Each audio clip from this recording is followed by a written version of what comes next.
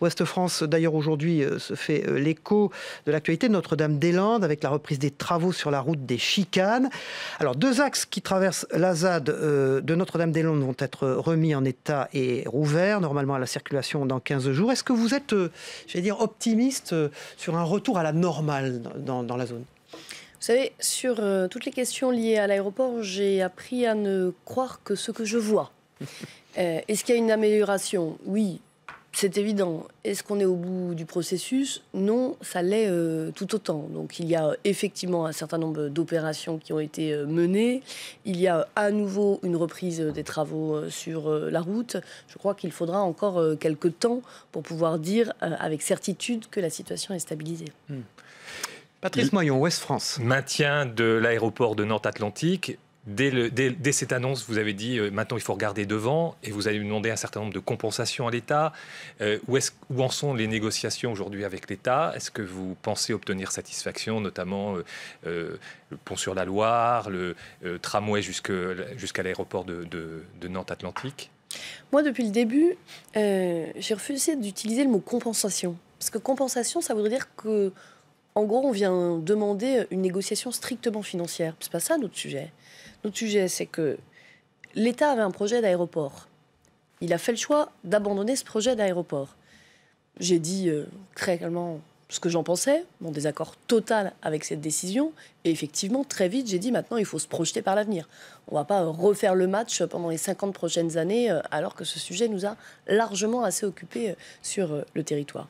Le premier sujet aujourd'hui de discussion avec l'État, ce sont les connexions européennes et internationales. Puisque le sujet d'un aéroport dans le Grand Ouest, c'est une vraie question d'aménagement du territoire national. C'est de dire, est-ce que dans ce pays, il n'y a que quand on habite à Paris qu'on peut avoir un hub de connexion européenne et internationale. Si ce hub de connexion européenne et internationale n'est pas à Notre-Dame-des-Landes, où est-ce qu'il est ? Et ça, c'est la question du réaménagement de Nantes-Atlantique. Vient se conjuguer à ce sujet le sujet du ferroviaire, avec notamment tout ce qu'on appelle l'interconnexion avec le Barreau Sud de Massy-Valenton. Et puis ensuite, comme maire, évidemment, ma responsabilité, c'est aussi la protection des riverains. Qui dit réaménagement de l'aéroport qui est situé au cœur de Nantes, dit quelle protection déclenchée par l'État en termes de nuisances sonores pour les riverains. Justement, l'État, Elisabeth Borne, la ministre des Transports, a annoncé que la consultation publique serait ouverte, lancée dès la rentrée 2018, dès septembre 2018. Est-ce que vous pensez que le projet de réaménagement, d'extension de l'aéroport actuel, Nantes-Atlantique, est à la hauteur ? Mais aujourd'hui, on n'a pas encore les réponses. Justement. Vous avez des craintes ? On veut une méthode, quelques éléments ont commencé à être posés, un calendrier. Je vais vous donner un exemple très concret. Dans les hypothèses aujourd'hui posées, il y a l'allongement de la piste. 800 mètres de plus pour la piste vers le sud. Une des questions qui se pose tout de suite, c'est qu'une extension de piste, c'est potentiellement plus d'habitants survolés. Et il y aura aussi des réactions. Notre enjeu, aujourd'hui, c'est de concilier les connexions européennes et internationales, parce qu'il en va de la suite du développement économique de notre région. Aujourd'hui, Nantes, c'est la métropole où il y a le plus faible taux de chômage en France avec Rennes. On est à 6,8, moins 2 par rapport à la moyenne nationale. Donc moi, ma préoccupation, c'est comment on cultive toujours ce temps d'avance, comment on cultive cette dynamique. Et puis comment on tient les équilibres. Quand j'ai été reçu par le Premier ministre, par exemple, il s'est engagé à ce qu'on puisse obtenir un contrat de transition écologique. J'ai ensuite rencontré le secrétaire d'État, M. Lecornu. Maintenant, là aussi, on attend de savoir concrètement, dans ce contrat de transition écologique, combien de moyens, pour faire quoi. Donc aujourd'hui, on est au travail.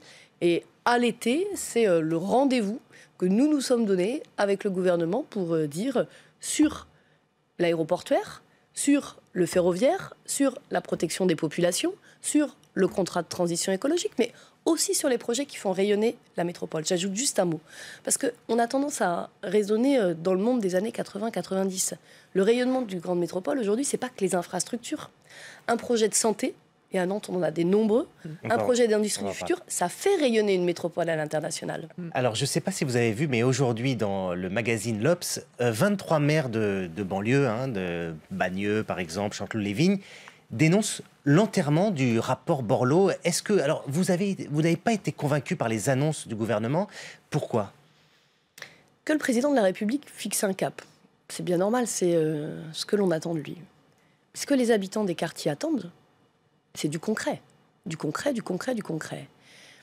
Pour ma part, des mots. La philosophie qui est choisie, les mots choisis, parce que les mots comptent en politique, l'émancipation, la dignité, ça me va plutôt bien. Parce que j'ai toujours pensé qu'il fallait sortir de cette espèce de paternalisme à l'ancienne, de cocooning des quartiers populaires. Mais en termes concrets, en termes d'ambition aujourd'hui, qu'est-ce qu'il y a?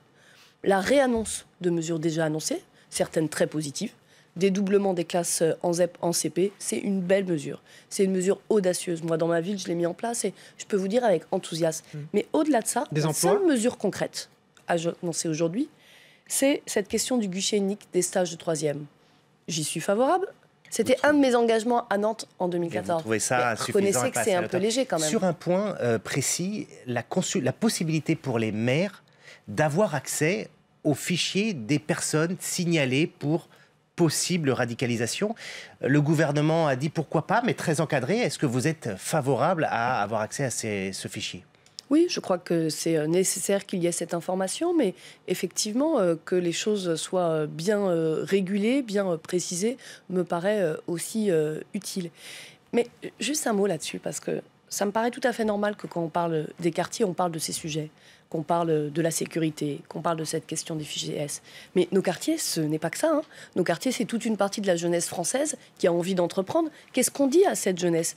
Nos quartiers, c'est aussi des jeunes diplômés, on oublie trop souvent de le dire, des bac+4, des bac+5, qui ensuite ne trouvent pas d'emploi sur le marché du travail. Et là, en termes d'annonce, à ce stade, il n'y a rien.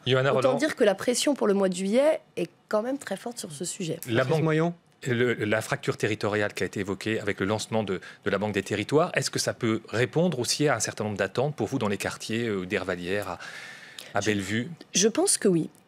À une condition, c'est qu'on arrête dans ce pays d'opposer en permanence les territoires ruraux et les territoires urbains. C'est une ineptie. D'abord, je crois qu'entre un jeune d'un quartier populaire et un jeune d'un territoire rural, souvent, le sentiment d'abandon de la République est le même. On a eu, et ces dernières tendances, beaucoup trop tendance à opposer urbain et rural, parfois même, y compris politiquement, à instrumentaliser ces oppositions. Moi, j'appelle à l'alliance des territoires, et je pense que les sujets d'avenir, la transition écologique par exemple, la transition alimentaire, vont nous imposer de penser les interactions entre nos territoires. Merci Lestrez. Agnès Buzyn a dévoilé hier son plan pour les EHPAD. Oui, alors tout à fait. Dans les mesures, il y a notamment la mutualisation des infirmières de nuit, il y a des créations de postes, il y a des moyens et de la télémédecine. C'est la bonne réponse? Moi, je suis très inquiète sur la question des EHPAD. Parce que je ne sais pas qui dans ce pays aujourd'hui est en charge de penser et de financer les constructions d'établissements pour les personnes âgées. Les départements ne le font quasiment plus, ils n'en ont plus les moyens. Les agences régionales de santé ne débloquent quasiment plus de nouveaux crédits. Et pourtant, on sait que la transition démographique est aussi un des enjeux de la société du futur. Et puis que l'aspiration des personnes âgées évolue. Est-ce qu'on doit favoriser le fait de rester à domicile? Mais qui va rester à domicile? Toute la partie des seniors précarisés. Quelle est la réponse de la société? Je crois vraiment que là, il y a tout un champ à ouvrir. Alors, la question sociale, justement. On a entendu Gérald Darmanin dire qu'il ne fallait pas toucher justement aux aides sociales. On a entendu aussi Bruno Le Maire dire qu'il fallait s'y attaquer. Quand on est maire d'une grande ville comme Nantes, comment est-ce qu'on voit cette question sociale? Franchement, moi j'ai surtout entendu M. Darmanin parler de trappe à inactivité. Je ne sais pas vous, mais moi, quand je vois des gens qui vont faire à 5h du matin de la mise en rayon dans les magasins, qui vont nettoyer les bureaux, je ne vois pas bien où est l'inactivité. Oui, mais justement... Vous trouvez qu'il y a une confusion? Il parlait très précisément. Il a dit deux choses. Il a dit il y a des aides qui sont pour ceux qui sont à vie dans des situations difficiles. Et ce qu'il faut toucher, c'est les aides pour les situations intermédiaires. Justement, non. Justement, non. Quand on a en tête qu'il y a 30% de non-recours, par exemple, sur le RSA, mais là, on voit bien qu'il y a des clichés, des représentations qui sont, pour le coup, tellement loin de la réalité des hommes et des femmes concernés et assez peu respectueuses d'employer ce type de mots. Vous étiez avec Emmanuel Macron dans son avion pour aller à Saint-Pétersbourg l'autre jour. De quoi avez-vous parlé avec le président? Vous étiez la seule élue d'une collectivité à avoir été invitée dans cette délégation. J'étais invitée pour parler des villes durables. Pour dire pourquoi, alors qu'à l'échelle du monde, 70% des émissions de gaz à effet de serre sont dans les villes, Est-ce qu'on considère que les villes sont une part du problème ou est-ce qu'on considère que les villes sont une part de la solution? Vous devinerez que mon point de vue, c'est plutôt que les villes sont une part de la solution. Le deuxième enjeu, il était international. Sur ces sujets, la coopération entre les villes est déterminante. Regardez ce qui s'est passé aux États-Unis. Donald Trump sort des accords de Paris. Est-ce que ça veut dire que le territoire américain est sorti des accords de Paris? Au contraire, ça a provoqué un renforcement de l'implication de New York, de Los Angeles. Et donc l'enjeu, c'était de dire aux villes russes, il y a un certain nombre de sujets précis, les réseaux de chaleur, les transports en commun, la rénovation énergétique des bâtiments, sur lesquels vous avez des enjeux et sur lesquels nos solutions urbaines peuvent demain être les vôtres. Vous les avez sentis adhérer à ça? Est-ce que j'ai senti l'échelle de l'État intéressée? Je ne le dirais pas de cette manière-là. Est-ce que j'ai senti un certain nombre de responsables de villes russes intéressés? Bien sûr, parce que tous les maires de grandes villes sont confrontés à ces sujets. Johanna Rolland, officiellement, donc vous avez parlé développement durable avec les Russes et avec Emmanuel Macron, mais officieusement avec le chef de l'État, vous avez évoqué, j'imagine, aussi la situation politique en France. Bien sûr qu'on a échangé de la situation politique. Vous évoquiez le rapport Borloo et la question des quartiers que vous lui avez dit et des banlieues. Je lui ai dit exactement ce que je viens de vous dire. Je lui ai dit ce que j'en pensais. Et lui? Je lui ai dit... il a acté, il a acté le fait que le rendez-vous de juillet serait effectivement extrêmement important.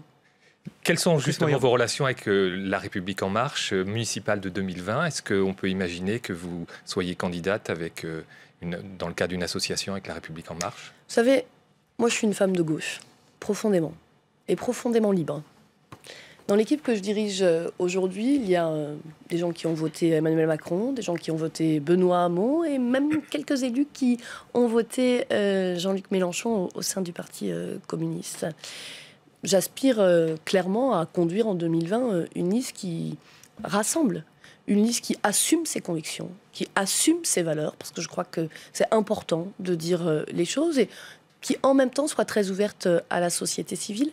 Déjà en 2014, j'avais conduit une des listes des grandes villes de France où il y avait le plus d'élus de la société civile.